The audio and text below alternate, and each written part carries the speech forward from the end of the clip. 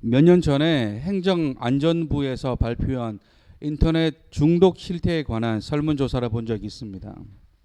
그 발표에 따르면 조사한 사람 가운데 무려 200만 명이 인터넷 중독 증상을 보인다라고 하더라고요. 이 발표가 된 조사가 몇 년 전이니까 지금은 그 숫자가 더 많을 거라 생각합니다. 그리고 보통은 이런 조사를 하면 원래 자신의 수치보다 낮게 표시하는 경향들이 많아서 실제적인 숫자는 더 많을 것입니다. 그런데 그 200만 명이라는 숫자 가운데 청소년들의 비율이 무려 40%가 넘는다는 것이었습니다. 다시 말해 청소년들의 인터넷 중독이 성인보다 2배 가까이 높게 나타났다는 것이죠. 그리고 이 조사가 몇 년 전 인터넷 중독만 조사한 자료인데 아마 지금은 이 스마트폰 중독과 함께 조사했다면 그 숫자는 우리가 생각하는 것보다 훨씬 더 많을 것으로 생각합니다. 그런데 이런 조사들 가운데 특히나 눈여겨보아야 할 것은 요즘 초등학생들의 중독 증가율이 급격히 증가하고 있다는 것입니다. 서울대학병원 소아정신과에서 실시한 인터넷 중독 청소년을 대상으로 조사한 결과 대상자 모두에게서 중독으로 인한 정신질환이 발견되었다는 것입니다. 3년간 초등학생 4에서 6학년을 대상으로 인터넷 게임 이용 실태를 조사했더니 초등학생들이 50% 이상이 성인 등급의 게임을 이용하고 있더라라는 것입니다. 몰래 부모님 주민번호를 이용해서 성인 인증을 받아서 게임에 가입한 것이죠. 그런데 이 조사를 하면서 수많은 전문가가 우려하고 걱정하는 것이 있는데 그것은 바로 내성이라는 것입니다. 내성. 말 그대로 처음에는 잔인한 장면이나 심한 욕설을 하는 대사를 들으면 겁이 나거나 무섭거나 해서 보지 않는데 이걸 계속 보다 보니까 어느샌가 무섭지도 않고 잔인하지도 않더라는 것이죠. 이뿐만이 아니라 이런 인터넷 중독이나 스마트폰 중독이 청소년들에게는 탈선의 주범이 되기도 합니다.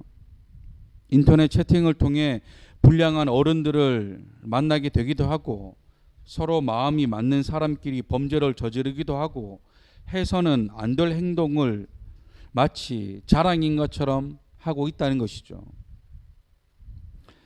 또한 무분별한 영상을 통해 청소년들의 언어가 위협받고 이제는 욕을 하지 않으면 대화가 되지 않는다는 학생부터 욕을 해야 나 자신이 강해 보인다고 생각하는 학생들까지 어른이나 아이 할 것 없이 인터넷 중독에 빠져 있다는 것입니다. 그래서 나 자신이 인터넷 중독인지 알아볼 수 있는 테스트를 주보에 넣었습니다. 나중에 시간이 되실 때 이 테스트를 통해 나 자신이 얼마나 인터넷 중독에 빠져 있는지 점검해 보셨으면 좋겠습니다. 오늘 본문 말씀은 야곱의 11번째 아들인 요셉에 대한 말씀입니다.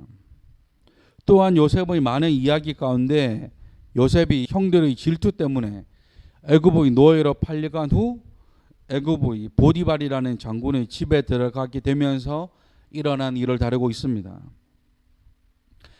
요셉은 하나님의 은혜로 보디발이라는 애굽 나라의 장군의 집에 노예로 팔려가게 되었고 그곳에서도 하나님의 은혜로 가장 높은 자리였던 가정 총무의 역할에 올라가게 됩니다. 그리고 그의 집의 모든 소유를 위탁받아 운영하고 있었죠. 그러던 어느 날 보디발 장군의 아내가 그를 유혹합니다. 이 장군의 아내가 나쁜 마음을 품고 요셉을 유혹하여 그와 동침하기를 원합니다. 하지만 그 과정에서 요셉은 그 유혹을 뿌리칩니다. 만일 저와 여러분들에게 이런 유혹이 왔다면 어떻게 하겠습니까? 이것이 요셉에게는 자신이 모시고 있는 주인의 아내 유혹이라고 한다면 이 시대를 살아가는 저와 여러분들에게는 절대 거절하지 못하는 은밀한 유혹일 수 있습니다. 어떤 불법적인 유혹이라는 것이죠. 항상 말씀드리지만 우리에게는 수많은 은밀한 유혹들이 참 많이 있습니다.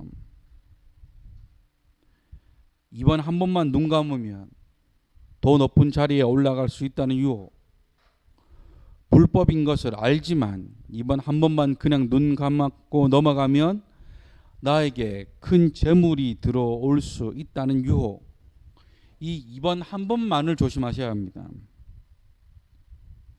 이번 한 번만이라는 유혹이 나중에는 중독처럼 처음에는 불편하고 마음에 어려움이 있지만 계속 하다 보면 어느 순간 이것이 불법처럼 느껴지지 않을 때가 온다는 것이죠.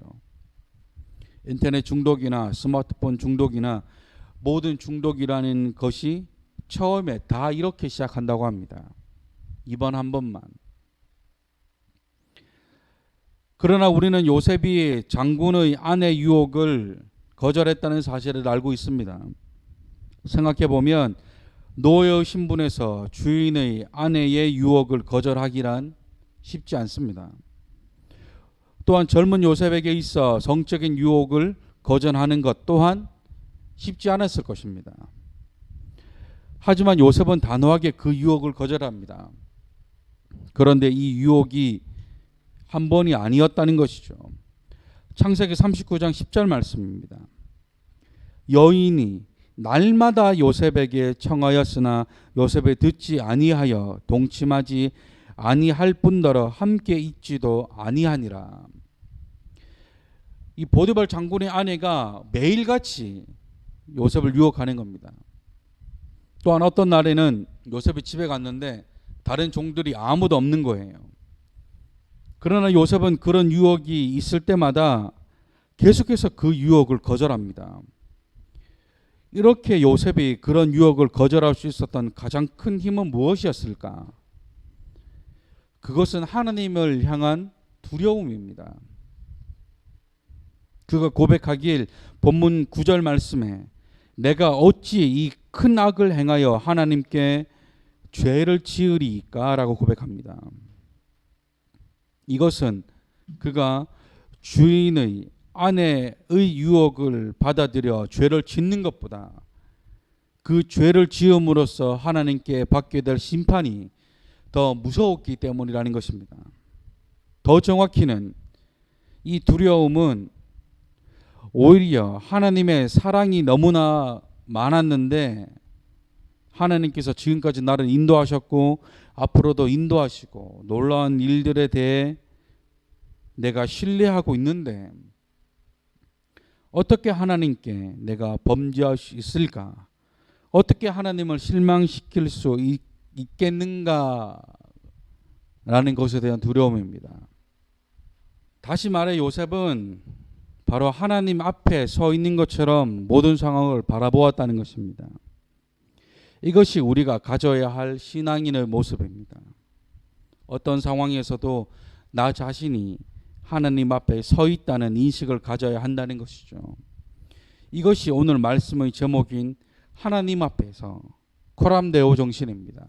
또 하나 요셉이 유혹을 물리치고 단호하게 자신의 순결을 지킬 수 있었던 것은 하나님께서 요셉에게 꿈을 주셨기 때문입니다. 하나님의 주신 꿈이 요셉을 지켰다는 것이죠. 창세기 37장에 하나님께서 요셉에게 주신 꿈에 대한 말씀이 기록되어져 있습니다. 그 꿈이 뭐냐면 어느 날 요셉이 꿈을 꾸는데 형들의 곡식단이 자신의 곡식단에게 절을 하는 것이었습니다. 이 곡식단이 뭐냐면 추수하고 난 뒤에 벼나 이런 곡식들을 한 군데 이렇게 묶어 놓는 거죠. 그러고 난 뒤에 또다시 꿈을 꾸는데 이번에는 하늘의 해와 달과 열한 별이 자신에게 절을 하더라라는 것이었습니다. 비록 이 꿈을 형들에게 말함으로 미움을 사게 되어 애굽의 노예로 가게 되었지만 하나님께서 요셉에게 이 꿈을 주신 것은 하나님이 요셉을 더 높게 사용하시기 위함이었다라는 것입니다. 형들 입장에서 요셉의 꿈은 그저 요셉이라는 동생이 자신들보다 더 높아지고 싶어 한다고만 생각했을 겁니다. 하지만 하나님은 요셉을 통해 이루려고 하신 꿈은 단순히 세상적으로 높은 권력자로 만드는 것이 아니라 그로 인해 많은 사람을 살리기 위함이었습니다. 창세기 마지막 장인 50장에 가서는 그 꿈이 이루어지는 것을 알 수 있습니다. 시간이 많이 흘러 요셉은 애굽의 총리가 됩니다. 그런데 형들과 아버지가 살고 있던 가나안 땅에 가뭄이 찾아옵니다. 이 일로 인해 형들과 아버지를 포함해 온 가족이 애굽 땅 가운데 고센이라고 하는 땅에 정착하게 되었고 그곳에서 하나님의 역사가 이어지게 됩니다. 그 과정에서 자신을 노예로 팔아넘긴 형들이 요셉을 찾아와 요셉에게 절을 합니다. 창세기 50장 18절 말씀입니다.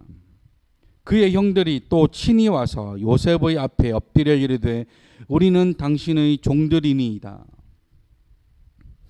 이에 대해 요셉이 고백하기를 당신들은 나를 해하려 하였으나 하나님께서는 그것을 선으로 바꾸사 오늘처럼 많은 백성의 생명을 구하게 하시려고 한 것이니 두려워하지 말라고 고백합니다. 만약 이때 장군의 아내가 요셉을 유혹했을 때 요셉의 그 유혹을 참지 못하고 넘어갔다면 아마도 성경은 다르게 기록되었을 것입니다. 그리고 요셉에 대한 평가 또한 달라졌을 것입니다. 그만큼 우리는 항상 이런 유혹에 넘어가지 않기 위해 나 자신이 항상 하나님 앞에 서 있다는 생각을 가지셔야 합니다. 어떻게 보면 이런 모습은 아이들에게서 많이 보입니다. 자기들끼리 있을 때는 해야 할 것도 하지 않고 놀고 장난치고 해서는 안 될 행동들을 합니다. 그러나 부모님이 나타나면 언제 그랬냐는 듯이 숙제도 하고 공부도 합니다. 저와 여러분들도 이런 모습들이 많이 있습니다. 하나님을 생각하거나 인식하지 못할 때는 해서는 안 될 것들을 아무렇지 않게 합니다. 하지만 은혜가 충만하고 성령이 충만하면 하나님을 인식하게 됩니다. 그러면 어떤 행동을 할 때 이것이 하나님 보시기에 옳은 행동인지 옳지 못한 행동인지 생각하게 됩니다. 자연적으로 코람데오 정신을 가질 수 있는 것이죠. 날마다 하나님께 은혜를 구하셔야 합니다. 항상 하나님을 인식하셔야 합니다. 이 코람데오 하나님 앞에서의 정신이 항상 저와 여러분들의 평생에 우리 마음 가운데 자리 잡아 어떤 유혹에 넘어가지 아니하시는 저와 여러분들이 되시기를 주님의 이름으로 축원합니다.